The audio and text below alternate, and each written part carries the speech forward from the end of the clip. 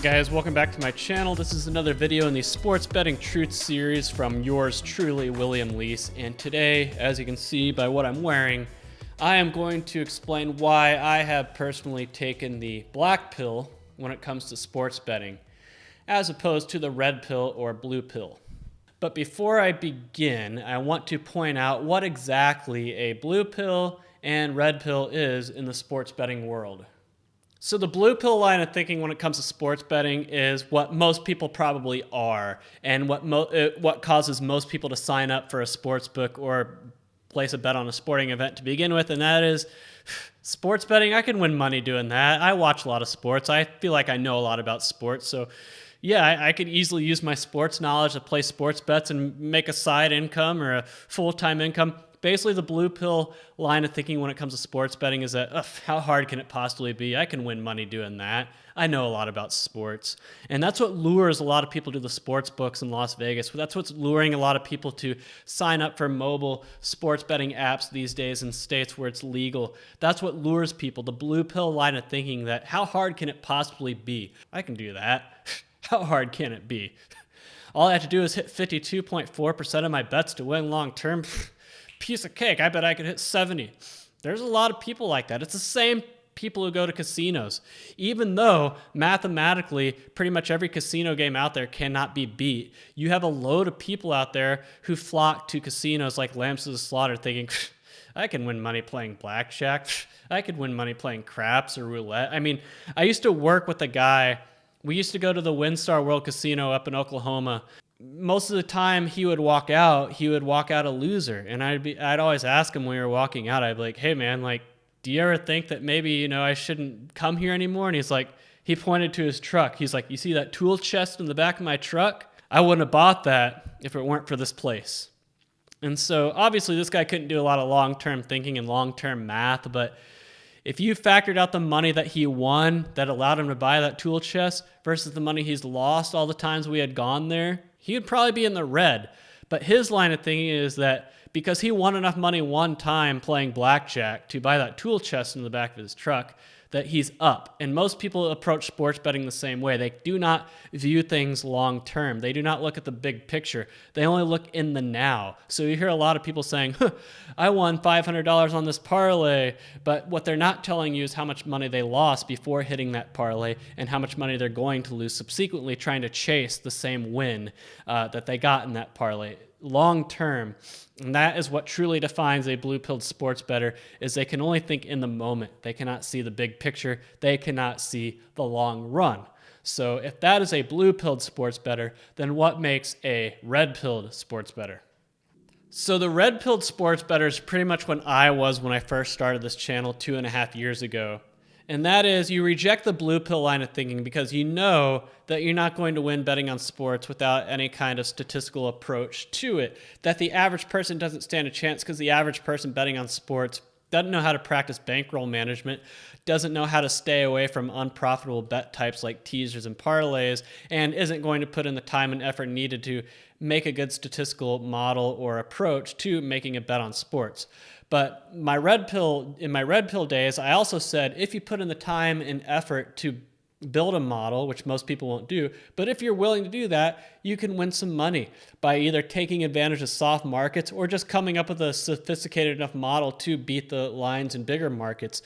That was my red pill line of thinking 2.5 years ago. It's what caused me to start this channel, was by telling people, hey, you can do it. You just got to put in the work. If you put in the work, there's a chance that you could make money doing this. It's just that most people aren't willing to put in the work, and that's why 99% of people who bet on sports are going to lose long term. But you can be a part of that 1% by putting in the effort. And that's why I made a lot of videos and tutorial videos on, statistical approaches and statistical analysis and how to build power ratings and models and everything like that.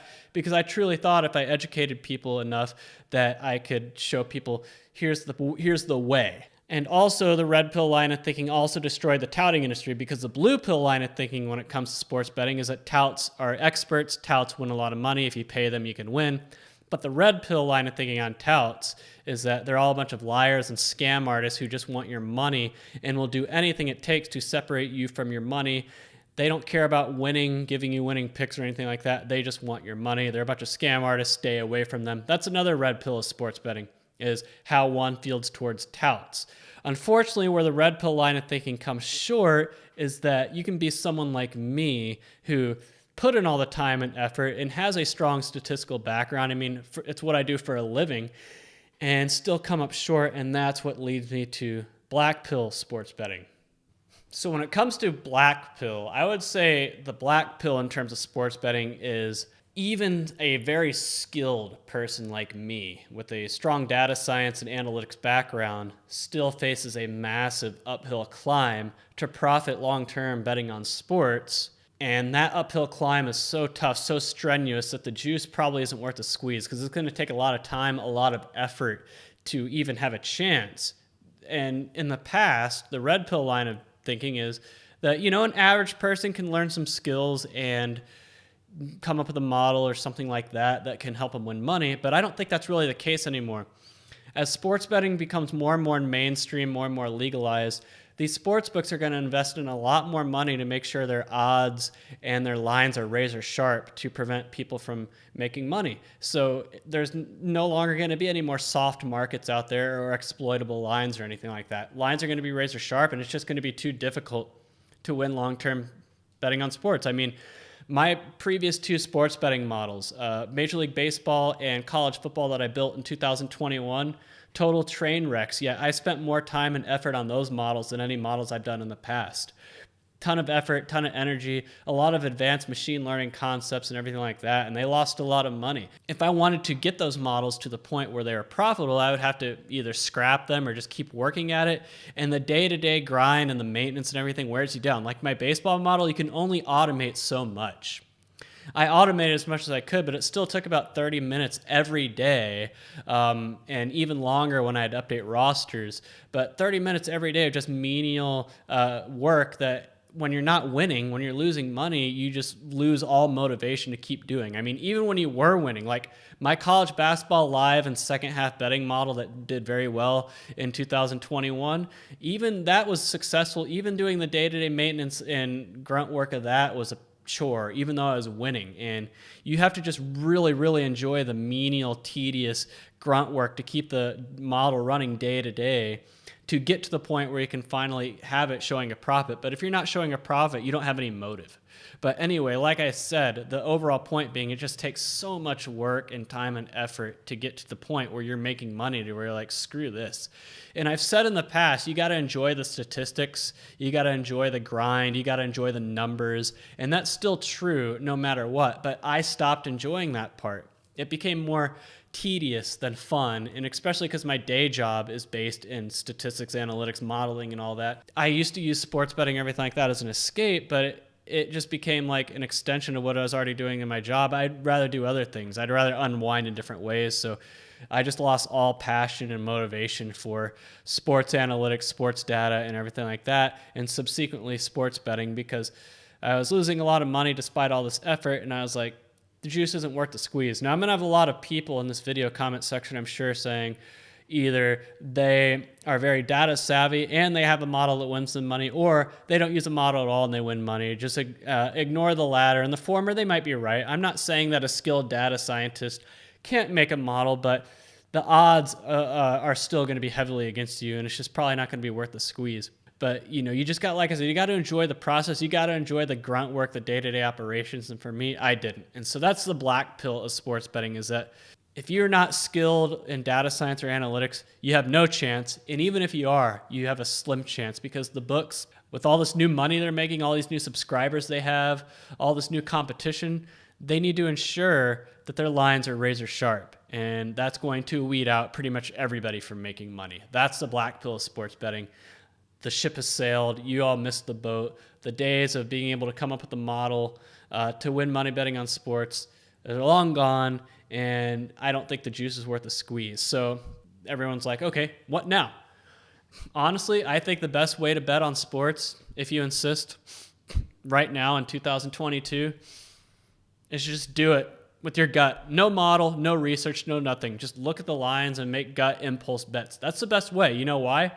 Because your opportunity costs are the lowest. If you're doing manual research or building a model or anything, that's going to take a lot of time investment that you're not going to get a return on.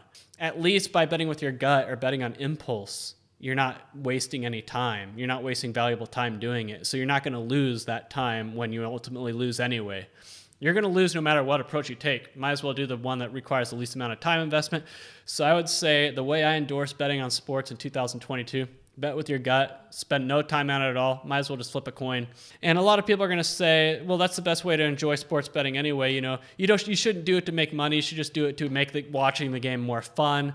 And the problem with that, and this is the same issue I have with people who use the same line of thinking for betting at a casino, is that people like me who are analytical and can think long term know it's a losing proposition. Yeah, on a one-off event, like if you're betting on one game, yeah, it might make watching that game more fun. But if you're someone like me, what do you do when you enjoy something? What do you do when you have fun doing something? Well, you want to do it again. And so me, if I have a bet on a sporting event and I win, I'm going to think, man, if I did this 99 more times though, I would lose money in the long run. So yeah, I might have had fun on this game. I might have won on this game. But in the long run, it's not sustainable. I'm not going to win long run. So if you're too much of a forward thinker, it makes it impossible to enjoy because in the long run you're not going to win money, and therefore that's where it makes watching the game more exciting. That's where it all falls apart, because if you get enjoyment out of it, you're going on to keep doing it. But if you keep doing it, then you're going to hit minus EV in the long run and lose money. So unfortunately, that's where that line of thinking falls apart as well, whether it be sports betting or a casino. You're probably wondering if I'm going to still do sports betting videos. Yeah, probably. I still do reaction videos, still topic about the subject, but the passion and fire that I had in sports betting when I first started this channel 2.5 years ago is gone.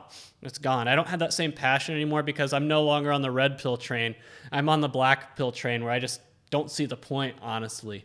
But I can still talk about it. I just don't partake in it. It's been over a year now since I've last placed a bet on a sporting event. And so it's probably going to remain that way. And when I go to Las Vegas in August and September for the start of college football season, yeah, I'll probably place bets, but I'm not going to do any kind of model or research or anything. I'm going to look at the odds and place gut bets. Might as well, right? If I do a model or research, I'll lose the same amount of money anyway. Might as well do what takes the least amount of time so I can enjoy the rest of Las Vegas. Anyway, that wraps it up right here for Sports Betting Truth. Stay tuned right here to me, William Lease, for all of your black pill sports betting takes, political betting advice that I still think you can make money on, unlike sports betting, and triathlons.